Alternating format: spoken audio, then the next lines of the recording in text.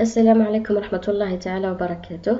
On va essayer d'écrire un script Python qui affiche toutes les solutions entières de l'équation x plus 3y égale à 150. Sachant que le x prend ses valeurs dans l'intervalle 1, 15, le y prend ses valeurs dans l'intervalle 10, 50. Avant de passer à l'étape d'écriture du programme, on va essayer de comprendre comment trouver les couples x et y. Pour calculer ou bien pour trouver les solutions, on a bien sûr deux variables. On a la variable x et la variable y. Le x prend comme valeur initiale le 2, puisque le x est supérieur strictement à 1. La valeur initiale de y est 11. La même chose, le y est supérieur strictement à 10. On a donc le x à la valeur 2, le y la valeur 11. On teste, est-ce que le 2 plus 11 fois 3 égale à 150?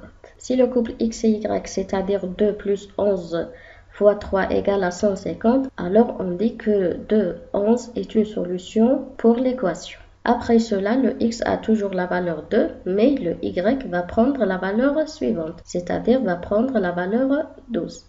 Et on teste aussi, est-ce que le 2 plus 12 fois 3 égale à 150 ou non? Si bien sûr 2 plus 12 fois 3 égale à 150, on affiche le couple 2 et 12. Par la suite, le x a toujours la valeur 2, on incrémente le y va prendre la valeur 13 et on teste l'égalité ou bien l'équation. Et ainsi de suite, c'est-à-dire le x a 2, le y 14, jusqu'à ce que le x a toujours la valeur 2 et le y aboutit à sa valeur finale qui est 49.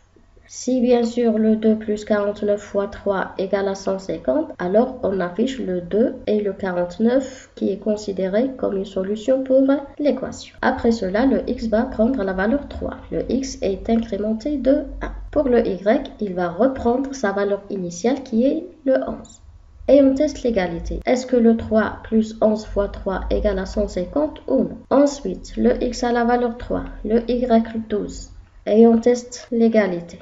Jusqu'à, bien sûr, que le x a toujours la valeur 3 et le y prend la valeur 49. Comme vous voyez, pour chaque valeur de x, le y prend ses valeurs dans l'intervalle 11 jusqu'à 49. C'est-à-dire pour chaque itération de x, on a 49 moins 11 plus 1 itération pour le y. Bien sûr, pour réaliser ces opérations, on a besoin d'utiliser des boucles. Une boucle pour itérer la variable x et une boucle pour itérer la variable y. Puisque pour chaque itération de x, on a plusieurs itérations de y, ça veut dire qu'on a la première boucle concerne la variable x, la deuxième boucle qui gère ou bien qui concerne le compteur y va être attachée ou bien à l'intérieur de la première boucle.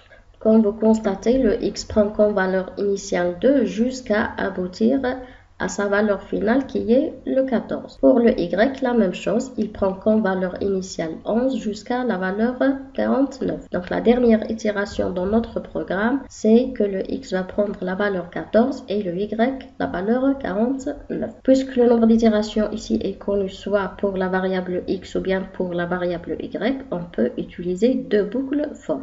Par la suite, on va essayer de résoudre le même programme avec deux boucles while. Passons maintenant à l'écriture de notre programme. On commence par la première boucle qui gère le compteur ou bien la variable x for x in range. Entre deux parenthèses, la valeur initiale de x, c'est le 2. La valeur finale, bien sûr, c'est le 15. Par la suite, on écrit la deuxième boucle for y in range. Entre deux parenthèses, la valeur initiale de y, c'est le 11. La valeur finale, c'est 50.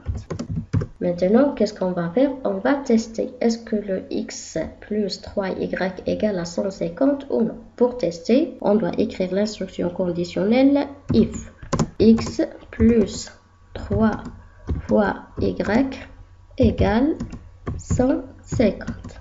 Bien sûr, s'il y a une égalité, alors on affiche la solution. Print x, virgule, par exemple, y. On ajoute un message, par exemple, est une solution de l'équation.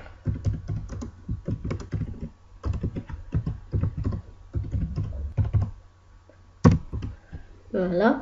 Bien sûr, avant l'exécution, je vais enregistrer mon programme. Je vais le nommer par exemple couple équation. Enregistrer. Je lance l'exécution.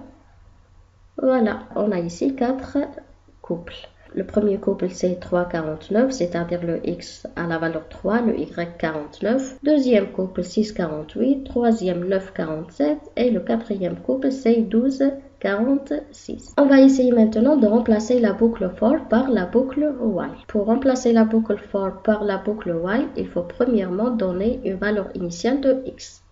C'est-à-dire, j'écris ici la valeur initiale de x qui est le 2. J'efface la boucle for. J'écris ma boucle while. While x. Bien sûr, ici, la condition concerne le compteur avec la valeur finale. Est-ce que le x est inférieur à 15? Ou bien, on peut écrire inférieur ou égal à 14. Bien sûr, la dernière chose à faire avec la boucle while, c'est l'incrémentation des compteurs. L'incrémentation, bien sûr, se fait après l'affichage des résultats. Donc, on va incrémenter le x, c'est-à-dire le x va prendre x plus 1. C'était la première boucle. Pour la deuxième boucle, la même chose. On commence avant la boucle par donner valeur initiale pour le y qui est 11. On remplace la boucle for par while. While, bien sûr, y est inférieur à la valeur finale qui est 50, ou bien on peut écrire inférieur ou égal à 49. Et bien sûr, n'oubliez pas l'incrémentation du compteur y, sinon on risque d'avoir une boucle infinie. L'incrémentation du compteur de y se fait avant l'incrémentation du compteur x, puisque la boucle while y est à l'intérieur de la boucle while x. Le y reçoit y plus 1, l'incrémentation doit se faire avec le même nombre d'espaces que la condition if. Le y reçoit y plus 1 ou bien directement y plus 1. J'exécute le programme. Voilà, on a obtenu les mêmes résultats. Vous pouvez améliorer votre programme en ajoutant par exemple des instructions pour donner les valeurs initiales et les valeurs finales de x et y. Wassalamu alaikum wa rahmatullahi ta'ala wa barakatuh.